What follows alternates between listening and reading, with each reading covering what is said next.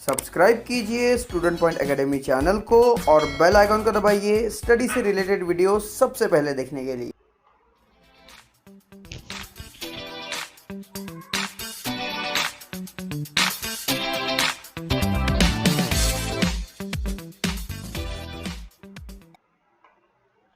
Hello students, Kanoj sir here and welcomes you in the Student Point Academy. And in this video, we are going to complete the two topics, that is need of environmental conservation and environmental conservation is our social responsibility. ये दो topic हम आज इस video में cover करने वाले हैं और इसके पहले इसी ही लेसन के दो वीडियोस YouTube पर अपलोड हो चुके हैं। अगर आपने उन वीडियोस को नहीं देखा है तो उन वीडियोस की लिंक ऊपर आई बटन पर दी है, उस पर टैप करके आप बाकी के दोनों वीडियोस देख सकते हैं। तो स्टूडेंट्स, अगर आप इस चैनल पर नए हैं या फिर आपने हमारे चैनल को अभी तक सब्सक्राइब नहीं किया है तो प्लीज सब्सक्राइब अवर चैनल और बेल आइकन को दबाना ना भूलें ताकि हमारे वीडियो के सारे अपडेट और नोटिफिकेशन आपको मिलते रहे। तो आइए फटाफट स्टूडेंट्स बिना देर किए स्टार्ट करते हैं आज का topic. And the first topic is need of environmental conservation. Environmental conservation मतलब environment को कंजर्व करना हमारे लिए क्यों जरूरी है। environment को कंजर्व करना मतलब environment को बचाना, environment को सेफ रखना, environment को सेव करना हमारे लिए क्यों जरूरी है। सो यहां पर देखिए एक क्वेश्चन पूछा है, why is said that pollution control is important। Environment मतलब पॉल्यूशन को कंट्रोल करना ये इंपॉर्टेंट क्यों है, ऐसा क्यों कहा जाता है। Because when we control the pollution we save our environment. हम अगर हमने पॉल्यूशन पर कंट्रोल कर लिया तो हमने इन्वायरमेंट को बचाना शुरू कर दिया, ऐसा समझ लीजिए। अपने आप इन्वायरमेंट ग्रो करना शुरू हो जाएगा, अच्छा इन्वायरमेंट बनना शुरू हो जाएगा अगर हमने पॉल्यूशन को कंट्रोल कर दिया, क्योंकि पॉल्यूशन से हमारा एनवायरनमेंट खराब हो रहा है। तो नीड ऑफ इन्वायरमेंट कंजर्वेशन मतलब इन्वायरमेंट को बचाने की क्यों जरूरत है, इन्वायरमेंट को कंजर्व करने की जरूरत क्यों है, वो आज देखने वाले। सो general public is not aware about the rule of environmental conservation. देखिए, जिसने इन्वायरमेंटल कंजर्वेशन के बारे में पढ़ा है, जो समझदार है, उन्हें पता है कि इन्वायरमेंट को कंजर्व करना क्यों जरूरी है। पर जो जनरल पब्लिक है वो इन्वायरमेंट के प्रति अवेयर नहीं है, इसलिए तो लोग पेड़ काट रहे, लकड़ियां जला रहे, कोयला जला रहे, गाड़ियां चला रहे, कहीं कचरा जला रहे, कहीं टायर मिल गया उसको जला दिया, कहीं प्लास्टिक जला दिया। ये सब काम पीपल्स कर रहे हैं क्योंकि वो अवेयर नहीं है इन्वायरमेंट के प्रति। So there should be large scale participations of people in environment conservation। इसलिए environment conserve कैसे करना है, environment को conserve करने की क्यों जरूरत है, इस प्रोग्राम में कई लोगों ने पार्टिसिपेट करना चाहिए, हिस्सा लेना चाहिए।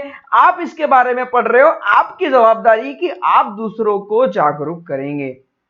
It will be possible to answer the environmental problem only if environmental protection conservation become an effective public movement। Sorry, देखिए इन्वायरमेंटल की जो प्रॉब्लम है, जो कंजर्व करना है हमें, जो बचाना है, इन्वायरमेंट को जो सेफ रखना है, ये तभी पॉसिबल होगा जब इस पर इफेक्टिव पब्लिक मूवमेंट होगा, जब मास मूवमेंट होगा, जब लोग एक साथ आएंगे और इन्वायरमेंट के प्रति उनके अंदर एक भावना जगेगी कि इन्वायरमेंट कंजर्व करना हमारे लिए क्यों जरूरी है। एक थर्माकोल की भी चीज घर में यूज करने से पहले, लेने से पहले सोचिए कि जब ये वेस्ट होगी तब आप इसे कहाँ डिस्पोज करेंगे। जब आप इस तरह से सोचेंगे इन्वायरमेंटल कंजर्वेशन होना शुरू हो जाएगा। आप किसी प्लास्टिक का यूज करने से पहले एक बार सोचेंगे कि जब ये प्लास्टिक मेरे काम की नहीं रहेंगी, मैं इसे फेंकूंगा तो ये कब डिस्पोज होगा, ये कहाँ डिस्पोज होगा। जब आप इसके बारे में सोचेंगे तब इन्वायरमेंट कंजर्व होना शुरू हो जाएगा। किसी पेड़ को काटने से पहले सोचेंगे कि इस लकड़ी का यूज करने के बाद जब इसे जला दिया जाएगा तो इससे कितना धुआं होगा, कितना स्मोक निकलेगा, कितना पोल्यूशन होगा। जब आप इसके बारे में सोचेंगे तब इन्वायरमेंटल कंजर्वेशन होना शुरू होगा। स्टूडेंट्स, इसका मतलब इन्वायरमेंट को कंजर्व करने के लिए जो भी चीजें हमें जरूरी है वो सोचनी है और उन सभी चीजों का सही तरह से यूज करना है जो हमारे लिए जरूरी है पर इन्वायरमेंट के लिए खतरनाक।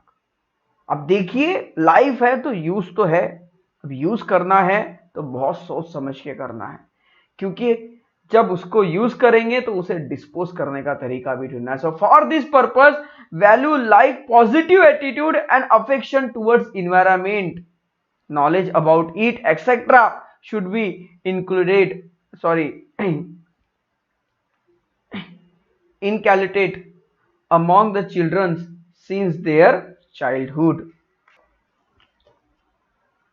So for this purpose, value like positive attitude and affection towards the environment, knowledge about it, etc. should be inculcated among the children since their childhood. मतलब कि जो value like positive attitude and affection towards the environment, मतलब environment की क्या value है, environment के प्रति positive attitude, environment के प्रति हमें अफेक्शन होना चाहिए, उसके बारे में नॉलेज होना चाहिए, और ये सब स्टूडेंट्स के सिलेबस में चाइल्डहुड से ही इनकलकेटेड करना जरूरी है, उनके सिलेबस में इसे इंक्लूड करना जरूरी है, उन्हें ये सारी चीजें सिखाना बहुत जरूरी है। और हम बचपन से ये चीजें सीखते आ रहे हैं कि इन्वायरमेंट को हमें कंजर्व करना बहुत जरूरी है। This will help to make the future generation more aware about environmental conservation and protection. तो अगर हम इस तरह से सोचते हुए चलेंगे और चाइल्डहुड से ही बच्चों को अगर इन सारी चीजों के बारे में बताएंगे तो ये हमारे लिए हेल्पफुल होगा, हमारी फ्यूचर जनरेशन के लिए, कि जिस तरह से हम इन्वायरमेंट का यूज कर रहे हैं और उसे प्रोटेक्ट कर रहे हैं वो भी उस तरह से उसे फॉलो करेंगे। सो as to achieve these it is necessary to increase the awareness through education। और ये सब चीजें अगर हमें हासिल करना है, इन्वायरमेंट के प्रति अगर हमें जागरूक होना है, तो ये सारी चीजें हम एजुकेशन के थ्रू बच्चों में बता सकते हैं, लोगों तक पहुंचा सकते हैं। Today all the developing and underdeveloped countries have accepted the responsibility of environmental protection. Their efforts are in that direction. They have defined the future plan about environmental protection and have constitute the necessary laws। तो आज देखिए, चाहे वो country develop हो, चाहे वो country developing हो, या चाहे वो कंट्री डेवलप कर रही हो, किसी भी तरह की कंट्री हो, आज हर कंट्री ने, पूरी दुनिया ने ये मान लिया है कि इन्वायरमेंट को प्रोटेक्ट करना, इन्वायरमेंट को कंट्रोल करना कितना जरूरी है, इन्वायरमेंट को कंजर्व करना कितना जरूरी है। और इन सब के लिए जितने पॉसिबल एक्ट है, जितने पॉसिबल कॉन्स्टिट्यूट है, जितने भी संविधान में लॉ है, जो भी लागू करना है वो सारे के सारे लागू करने की तैयारी पर है, और वो कर रहे हैं, क्योंकि उनको पता है जो कुछ है प्रकृति है, प्रकृति है, इन्वायरमेंट है तो हम हैं, वो है तो हम हैं, हमसे वो नहीं है, हमसे प्रकृति से हमें प्रकृति, हमसे प्रकृति नहीं है, तो इसलिए हमें हमारे नेचर को सेफ रखना बहुत जरूरी है। इन 1972 United nation Environment Program UNEP, United Nations Environment Program, has been established in a conference arranged on human and environment in which environmental problem were discussed। तो UNEP द्वारा एक प्रोग्राम एस्टेब्लिश किया गया था और वहां पर इन्वायरमेंट को कंजर्व ना करने से जो प्रॉब्लम्स होती है उस प्रॉब्लम पर डिस्कस किया गया था, इन्वायरमेंट से रिलेटेड क्या प्रॉब्लम हो रही है। Afterward in India a separate environmental department had been established after through discussion on environmental problem। तो environmental problem पर डिस्कशन करने के बाद इंडिया में भी environmental department एक अलग से establish किया गया, बनाया गया, and a ministry of environment and the forest is involved in planning। और इस प्लानिंग में मिनिस्ट्री ऑफ इन्वायरमेंट, कौन, मिनिस्ट्री ऑफ इन्वायरमेंट ने इन्वॉल्व थी इस प्लानिंग के लिए, including and increasing awareness about environment and forest through various programme since 1985। तो अब इसमें क्या था, जैसे देखिए मिनिस्ट्री ऑफ इन्वायरमेंट इसमें इंक्लूड थी, और inducting, increasing and awareness about environment, environment के प्रति मतलब अवेयरनेस बढ़ाना लोगों तक, और इन्वायरमेंट की क्या मतलब इन्वायरमेंट को कंजर्व करना क्यों जरूरी है, सारी इंफॉर्मेशन लोगों तक देना, इस तरह के अवेयरनेस वाले प्रोग्राम चलाए गए थे।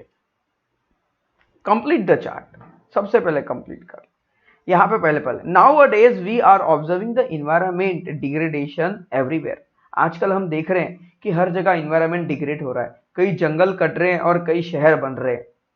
Complete the flow chart given beside with the help of environment. Environment की मदद से नीड इन्वायरमेंट कंजर्वेशन की क्यों जरूरत है, इसके लिए हमें ये फ्लो चार्ट दिया हुआ है जो हमें कंप्लीट करना है। जो मैंने यहाँ कंप्लीट करके रखा हुआ है, मैं आपको ये एक्सप्लेन कर देता हूँ। इन्वायरमेंट की जरूरत क्यों है? To preserve our natural resources, हमारे नेचुरल रिसोर्सेज को बचा के रखने के लिए इन्वायरमेंट कंजर्वेशन की जरूरत है। To maintain the balance of nature, nature का बैलेंस बनाए रखने के लिए इन्वायरमेंट कंजर्वेशन करना जरूरी है। To improve the environmental quality, हमारे पर्यावरण की इन्वायरमेंट की क्वालिटी इंप्रूव करने के लिए हमें इन्वायरमेंटल कंजर्वेशन करना जरूरी है। To sustain and flourish the biodiversity, biodiversity बनाए रखने के लिए, बायोडाइवर्सिटी मतलब इस प्लैनेट पर, अर्थ पर जितने भी इंसेक्ट, कीड़े मकोड़े, ह्यूमन बीइंग, प्राणी जितने भी है, इन सबका, बर्ड्स का, पंछियों का होना सबका जरूरी है। सबका एक इन्वायरमेंट है, ये सब बना रहे, इनका बैलेंस बना रहे, इसलिए इन्वायरमेंट कंजर्व करना जरूरी है। To solve the natural and artificial problem, प्राकृतिक और मानव निर्मित इन दोनों प्रॉब्लम को सॉल्व करने के लिए इन्वायरमेंट को कंजर्व करना जरूरी है। To provide healthy environment to our future generation, हमें आने वाली हमारी जनरेशन को हम जिस तरह से इन्वायरमेंट को बनाए रख रहे हैं और हम जिस तरह से हेल्दी इन्वायरमेंट बनाकर उसका यूज करने की कोशिश कर रहे हैं, उसी तरह हम अपने फ्यूचर को भी हेल्दी इन्वायरमेंट दे, इसलिए इन्वायरमेंट कंजर्व करना जरूरी है दोस्तों। ओके, तो आई होप दैट ये जो टॉपिक था need of environmental conservation, environmental conservation करना क्यों जरूरी है, ये आप जरूर समझ गए होंगे। ये 6 पॉइंट मेन है इन्वायरमेंटल कंजर्वेशन करना क्यों। आपको अगर इस तरह से कोई भी क्वेश्चन आता है, आप ये 6 पॉइंट को याद कर लीजिए और इन 6 पॉइंट को एक्सप्लेन कर दीजिए, परफेक्ट आंसर में हो जाएगा। So environmental conservation our social responsibility. एक बात ध्यान में रखिए, जिस तरह से हम अपना घर साफ सुथरा रखते हैं, जिस तरह से हम खुद को साफ सुथरा रखते हैं, हम पसंद नहीं करते हमारे घर में एक भी कचरा हो तो उसे झाड़ू से लगा के फेंक देते हैं, क्योंकि हम अपने घर में रहते हैं। उसी तरह मेरे भाई, हम घर में तो रहते हैं, हम अपने परिसर में भी रहते हैं, हम अपने गांव में भी रहते हैं, हम अपने शहर में भी रहते हैं, हम अपने देश में भी रहते हैं। हम बचपन से ये बात पढ़ते आ रहे हैं कि पर्सनल हाइजीन और पब्लिक हाइजीन दोनों बहुत जरूरी है। जब तक हम ये दोनों मेंटेन नहीं करेंगे ना, तब तक ये इन्वायरमेंट कंजर्व नहीं होगा। पर्सनल हाइजीन और पब्लिक हाइजीन मतलब हमारा सोशल भी हेल्दी हो, मतलब हमारा समाज और हम कब हेल्दी रह पाएंगे, जब हमारा एनवायरमेंट हेल्दी होगा। तो एनवायरमेंट को हेल्दी करना बहुत जरूरी है और एनवायरमेंटल कंजर्व करना, एनवायरमेंट को बनाए रखना, एनवायरमेंट को बचाए रखना, ये हमारी सामाजिक जिम्मेदारी, दैट इज सोशल रिस्पॉन्सिबिलिटी है। मतलब हर एक व्यक्ति की रिस्पॉन्सिबिलिटी है, चाहे वो छोटा बच्चा या बूढ़ा व्यक्ति क्यों ना हो, सबकी एक रिस्पॉन्सिबिलिटी है। सब अपने लेवल पर अपने हिसाब से वो काम कर सकते हैं जो इन्वायरमेंट के लिए जरूरी है। इसलिए पहली क्लास के बच्चे से लेकर सभी क्लास तक ये सिखाया जाता है कि इन्वायरमेंटल कंजर्व करना क्यों जरूरी है। So since existence of human there is interrelationship between human and environment. जब से मानव इस पृथ्वी पर आया है, तब से मानव और इन्वायरमेंट, मतलब मैन, ह्यूमन और इन्वायरमेंट, प्रकृति और मानव, इन दोनों के बीच में एक रिलेशन बना हुआ, एक संबंध है। Human stepped on earth long after formation of earth. Earth बनने के कई करोड़ों लाखों साल के बाद मनुष्य ने इस अर्थ पर जन्म लिया, पृथ्वी पर जन्म लिया। तब तक हमारी अर्थ एकदम बढ़िया थी, सब तरफ हरियाली, बहुत कुछ था, आनंदमय था।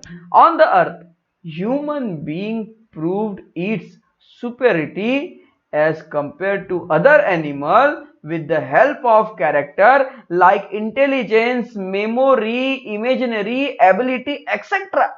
Human established dominations over the nature.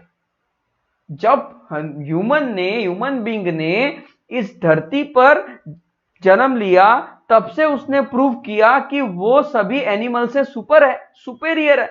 क्यों सुपेरियर है? क्योंकि उसके कैरेक्टर डिफरेंट है। जैसे ह्यूमन इंटेलिजेंट है, ह्यूमन बीइंग मेमोरियर है, ह्यूमन बीइंग इमेजिन कर सकते हैं, इनके अंदर एक इमेजिनेशन एबिलिटी है, वो सोच सकता है, वो करके दिखा सकता है। इन सारी चीजों के कारण ह्यूमन ने अपने सामने डोमिनेट किया है नेचर को हमने डोमिनेट कर दिया।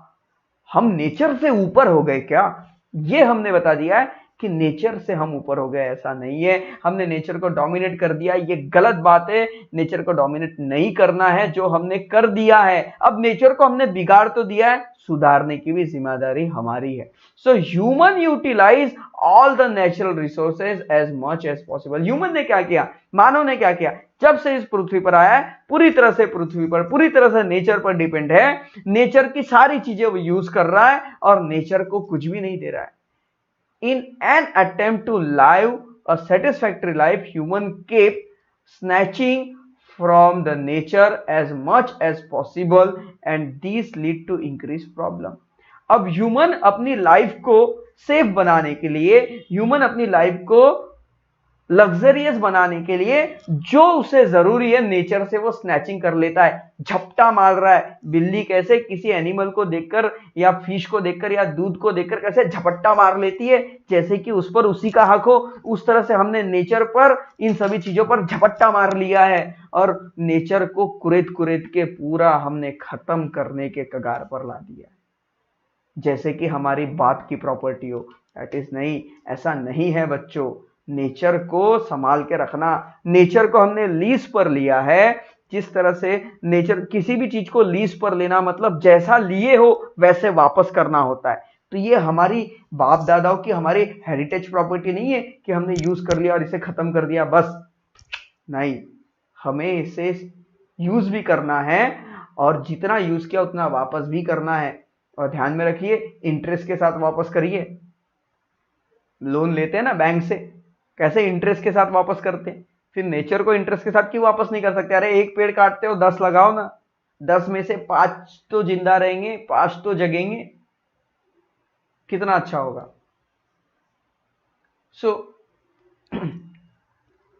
तो हमारी ये जो सब एक्टिविटी है हमने नेचर से छीन लिया है। नेचर हमें दे रही है, हमने नेचर से छीन लिया है। हम छीन रहे, यूज कर रहे, पर वापस कुछ नहीं दे रहे। From this entire scenario, we can understand that human has a crucial role in maintaining the environment balance.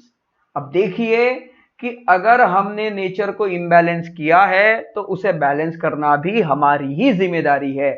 If human has disturbed the environment balance, the human itself only can conserve and improve the quality of nature. अगर हमने nature की quality को खराब किया है, nature की quality को disturb किया है, तो उस नेचर की क्वालिटी को इंप्रूव करना, बनाए रखना, ये हमारी जिम्मेदारी है। Many times general public is known that its activities are harmful to environment and thereby unknowingly many activities happen. So many time, कई बार ऐसा होता है, general public is unknown, general public is unknown that its activity harmful to environment. मतलब कई लोग ऐसे हैं जो सोचते नहीं है कि हम इस एक्टिविटी को करेंगे तो इन्वायरमेंट के बारे में क्या होगा। कुछ लोग क्या करते हैं, मस्त घर के आसपास कचरा जमा हो गया, एक जगह जमा करेंगे, माचिस लगा के जला देंगे, पर वो ये नहीं सोचेंगे कि इसे जलाने से कितना स्मोक निकलेगा। विंटर सीजन में लोग टायर जला देते हैं और मस्त आग सेकते रहते हैं, पर वो ये नहीं सोचेंगे कि इस एक टायर को जलाने से कितना कार्बन मोनोऑक्साइड उसमें से निकलेगा। वो नहीं सोचते, वो बस अपना सुख देखते हैं, पर उसके पीछे का जो इफेक्ट होने वाला है, बैड इफेक्ट, वो किस पर होगा भाई? अरे हम पर ही होने वाला है, किसी और पर नहीं होगा। हम पर होगा, हमारे आने वाली पीढ़ी पर होगा, हमारे आने वाले बच्चों पर होगा, तो नुकसान हमारा ही है ना। तो हम क्यों चाहे कि हमारा नुकसान हो? अगर आप नहीं चाहते आपका नुकसान हो, अगर आप चाहते आप हेल्दी रहे, तो ध्यान में रखिए इन्वायरमेंट को कंजर्व करना बहुत जरूरी है बच्चों। और इसलिए तो हम ये सारी चीजें पढ़ रहे हैं, और पढ़ रहे हैं तो जरूरी है। सो search how do butterflies contribute the environment balance. अब देखिए एक छोटी सी बटरफ्लाई, तितलियां ना उड़ती इधर उधर, बड़ी सुंदर लगती है, ये छोटी सी बटरफ्लाई इन्वायरमेंट को बैलेंस करती है। क्या हम नहीं कर सकते? कर सकते। कैसे बैलेंस करती है? बटरफ्लाई क्या करती है, एक फ्लावर से दूसरे फ्लावर में जाती है। हमने इसके पहले पोलन ग्रेन के बारे में पढ़ा है ना। मेल गैमेट पर बैठेगी, फिर फीमेल गैमेट पर जाएगी, फिर उनमें एक एसेक्सुअल रिप्रोडक्शन होगा और फल तैयार होगा, बीज तैयार होगा, वो बीज गिरेगा, मिट्टी में दबेगा, नया पेड़ निकलेगा। ये एक छोटी सी तितली अगर कर सकती है तो हम भी कर सकते हैं। हम तो इंटेलिजेंट है, हम तो ह्यूमन बीइंग है, हम तो क्रिएटिव है, हमने तो बहुत सारी चीजें प्रूफ करके दिखा दी है। फिर हम अपने नेचर को इनबैलेंस कर रहे हैं, इसे हम कैसे भूल सकते हैं कि बैलेंस भी हमें ही करना है। So do you know law enacted about environment conservation. Environment conservation के लिए एक लॉ एक्ट हुआ है, फॉरेस्ट कंजर्वेशन एक्ट 1980। मतलब 1980 ईयर 1980 में ये एक्ट लागू हुआ, फॉरेस्ट कंजर्वेशन, इसलिए इसे 1980 दिया। So the land reserve for forest conservation has been prohibited to use for any other purpose by this law. Example, permission of central government is compulsory for mining activities. Any person who disobey this law entitled imprisonment for 15 days। देखिए जो जमीन जंगल के अंदर आती है, मान लीजिए ये एरिया जमीन जंगल के अंदर आती है, यहाँ पर बहुत सारे पेड़ है, ये फॉरेस्ट रिजर्व अगर ये है तो इसके अंदर कोई भी काम नहीं किया जा सकता। ये जंगल के अंदर रहेंगी, कोई भी एक्टिविटीज इसके अंदर नहीं हो सकती, कोई भी ह्यूमन एक्टिविटीज इसके अंदर नहीं हो सकती। अगर इसके अंदर मान लीजिए अगर किसी फॉरेस्ट रिजर्वियर के जमीन के नीचे कुछ है तो उसमें माइनिंग करनी पड़ती, खोदना पड़ता है या कोयला निकालना पड़ता है, उसके लिए भी सेंट्रल गवर्नमेंट से परमिशन लेना है। अगर बिना सेंट्रल गवर्नमेंट से परमिशन लिए ये काम करते हो या फिर डिसओबे करते हो, मतलब आप उनकी आज्ञा का पालन नहीं करते हो, तो इम्प्रिजनमेंट फॉर 15 डेज, मतलब 15 दिन की जेल हो जाएगी। Okay, so environmental conservation act 1986, environmental conservation in 1986, purpose of this act is a control the pollution and punish the person or institute harming the environment। इस एक्ट में क्या करना है, पॉल्यूशन को कंट्रोल करना है, और जो भी व्यक्ति पॉल्यूशन मतलब इन्वायरमेंट को इम्बैलेंस करता है उसे पनिश करना जरूरी है, चाहे वो कोई भी हो। इसके अंदर रोड के किनारे बैठकर एक टायर जलाने वाला व्यक्ति को भी इसकी सजा हो सकती है। एनी पर्सन और factory is prohibited by this act from releasing the pollutions in atmosphere beyond the permissible limit. अगर देखिए परमिशिबल लिमिट, अब परमिशिबल लिमिट मतलब पॉल्यूशन करने के लिए भी परमिशन है, जी हाँ है, पर परमिशिबल लिमिट, पर ऐसा नहीं कि परमिशन दी गई है। अब हम बाइक चलाते हैं, गाड़ियां चलाते हैं, तो देखिए अगर किसी बाइक से धुआं निकल रहा है, सफेद धुआं, काला धुआं अगर निकलते हुए दिखाई दे रहा है तो वो लिमिट के बाहर का पॉल्यूशन कर रहा है। ऐसे में उसे पनिशमेंट मिल सकती है या मिलती है या मिलनी ही चाहिए, जरूरी है। तो वो अपने व्हीकल्स को मेंटेन रखे तो पॉल्यूशन कम होगा। अब नई गाड़ियां आती है तो भाई नई गाड़ी चलती है पर धुआं नहीं दिखाई देता, अंडर कंट्रोल पॉल्यूशन में रहती है सारी चीजें, बॉडी के पार्ट्स, तो जो व्हीकल्स की बॉडी पार्ट जो होते हैं वो सारे सही होते हैं, इंजन वगैरह सही होता है, तो इस तरह से पॉल्यूशन क्यों होगा। तो अपने व्हीकल्स को मेंटेन रखना। फैक्ट्री जो होती है, देखिए नीड है, जरूरी है फैक्ट्रियों की, हमारे लिए सुख सुविधाओं के लिए बहुत सारी चीजें बनाना जरूरी है। तो फैक्ट्री में धुआं तो होगा, काम तो होगा, पर उस फैक्ट्री में जरूरत से ज्यादा पॉल्यूशन नहीं होना चाहिए, इस पर भी लॉ बनाया गया। So the person breaching this rule is entitled for either 5-year imprisonment or fine up to ₹1 lakh। अगर किसी ने इस रूल को ब्रेक किया और या फिर इस रूल को फॉलो नहीं किया तो उसे 5 साल की जेल, ओके, इम्प्रिजनमेंट मींस जेल होती है, 5 साल की जेल या 1 लाख रुपए fine. So national green tribunals, जिसे हम कहते हैं हरित क्रांति, नेशनल ग्रीन ट्रिब्यूनल, हरित क्रांति के बारे में सुना होगा आपने, ओके, हरित क्रांति मतलब सब तरफ ग्रीनरी करना, पेड़ लगाना। Has been establish in 2010 for effective implementation of environment related law. अब देखिए 2010 बस 10 साल पहले गया है, और 10 साल पहले भी अगर हमें नियम लागू करने पड़ रहे हैं इन्वायरमेंट को बचाने के लिए, तो सोच लीजिए कि पब्लिक कितनी अवेयर है। कुछ भी नहीं, पब्लिक आज भी अवेयर नहीं है। अभी विंटर सीजन है ना, अभी कुछ दिनों में देखिएगा लोग जहां तहां बस कचरा जलाते हुए दिखेंगे, कुछ भी जलाते हुए दिखेंगे, हाथ सेकते हुए दिखेंगे, रेडिएशन में मजा आ रहा है उनको, पर ये नहीं सोचेंगे कि पोल्यूशन कितना हो रहा है। So collect an information about the Chipko movement. Chipko movement के बारे में आपने हिस्ट्री में भी पढ़ा होगा और पढ़ा है, ओके हमने भी पढ़ा है, आपने भी पढ़ा होगा। And discuss between the two group your class about the importance. अब देखिए चिपको मूवमेंट, उस जमाने में चिपको मूवमेंट हुआ था, उन्होंने पेड़ लगाए थे अपने हाथ से, और उस पेड़ को उन्होंने अपने बच्चों के तरह माना था, बच्चों की तरह पूजा था, बच्चों की तरह संभाला था। उस पेड़ को जब लोग काटने आए तो वो पेड़ से लिपट गए, और उन्होंने कहा कि पहले हमें काटो बाद में पेड़ काटना। दैट इज चिपको मूवमेंट था। इसके बारे में अगर इंफॉर्मेशन नहीं है तो कलेक्ट कीजिए और इंफॉर्मेशन नेट पे जाइए, पढ़िए। Sound pollution control prevention rule 2000, okay ये साउंड पॉल्यूशन कंट्रोल प्रिवेंशन जो रूल है वो 2000 में बना था। Biomedical waste management and handling rule 1988, okay ये सब क्या है, इन सब के बारे में पढ़िए, नेट पे जाइए सर्च कीजिए। ई वेस्ट मैनेजमेंट हैंडलिंग मतलब जो ई वेस्ट है, इलेक्ट्रॉनिक वेस्ट, लैपटॉप, मोबाइल, इन सब से जो वेस्ट निकल रहा है, इस वेस्ट को कैसे हैंडल करना, ये है rule 2011।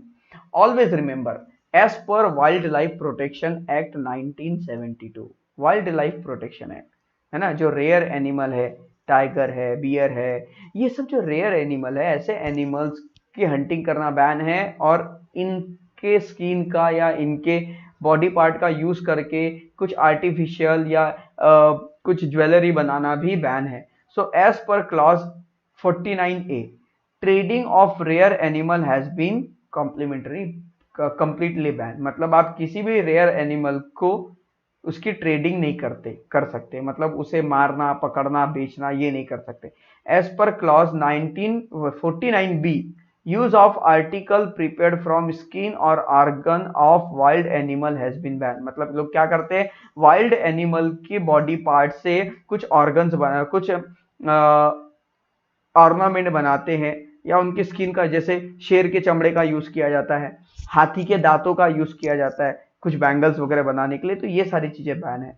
As per clause 49C disclosure of the stock of artifacts made from rare wild animal is compulsory.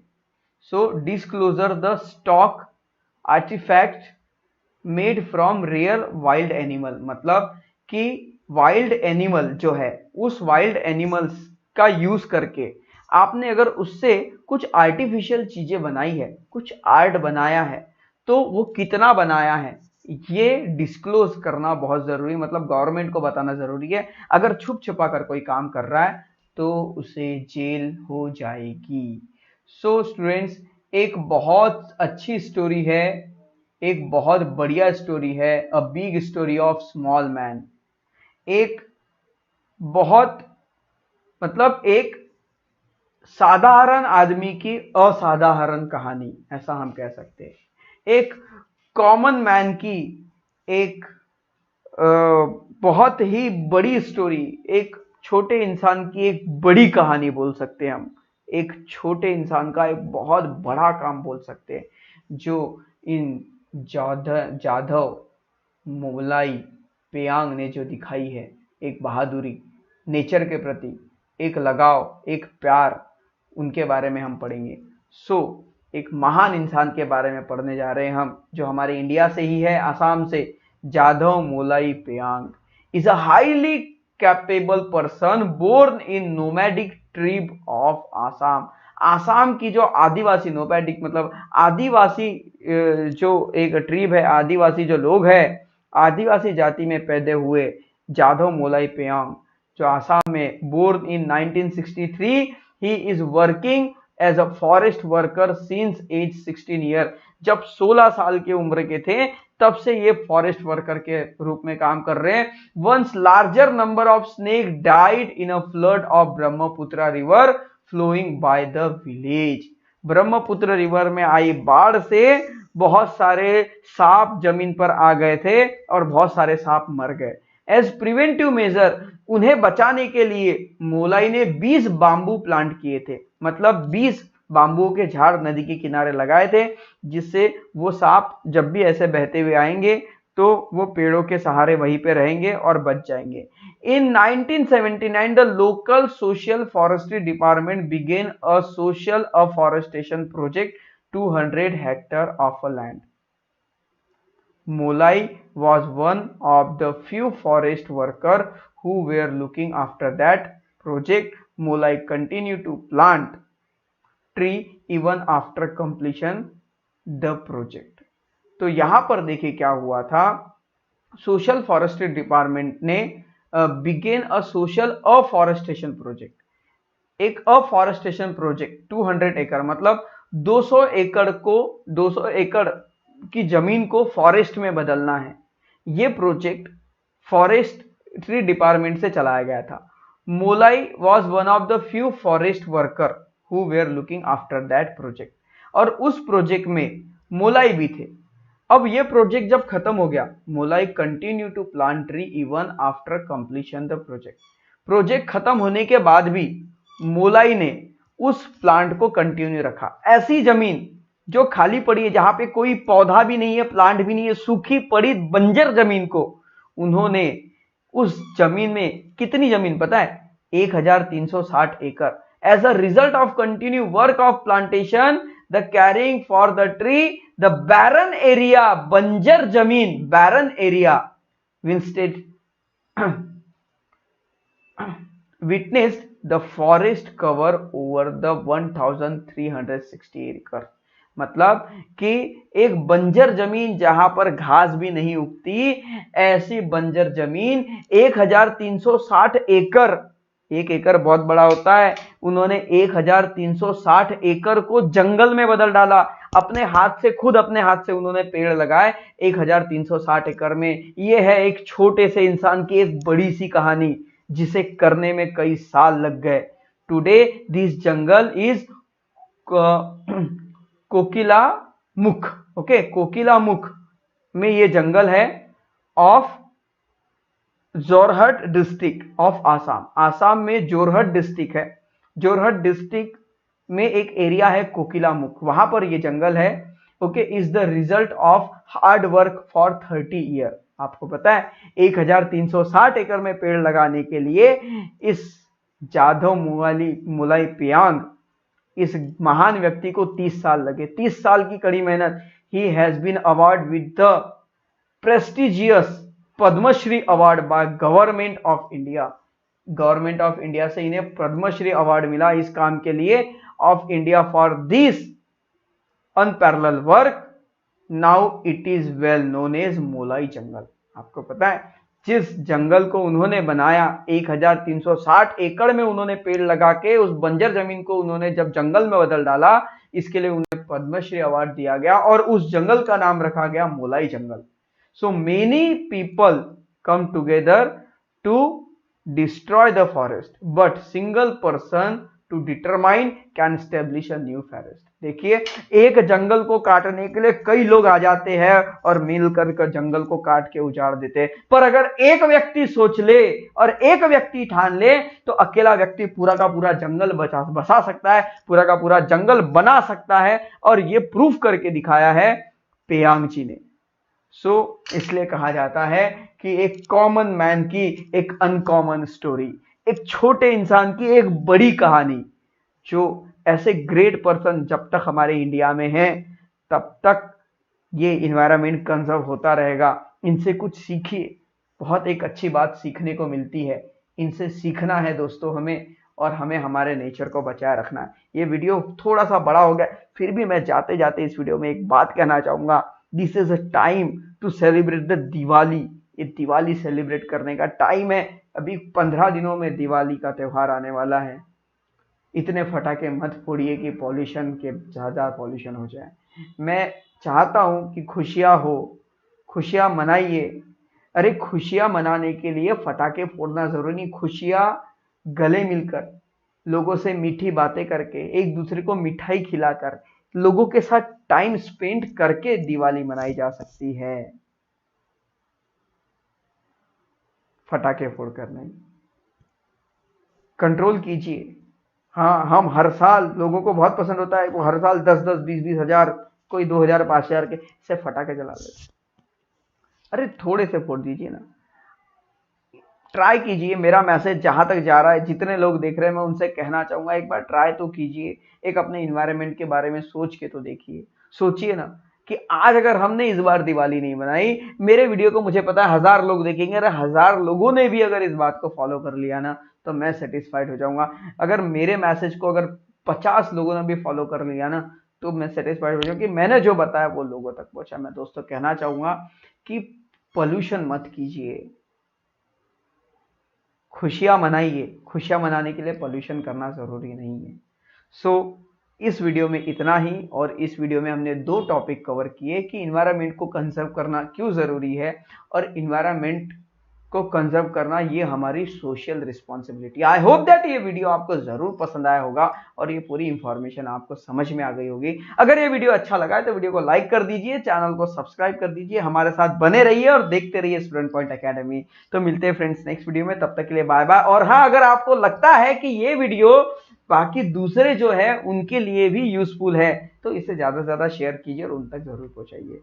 So then till then bye bye, मिलते हैं नेक्स्ट वीडियो में।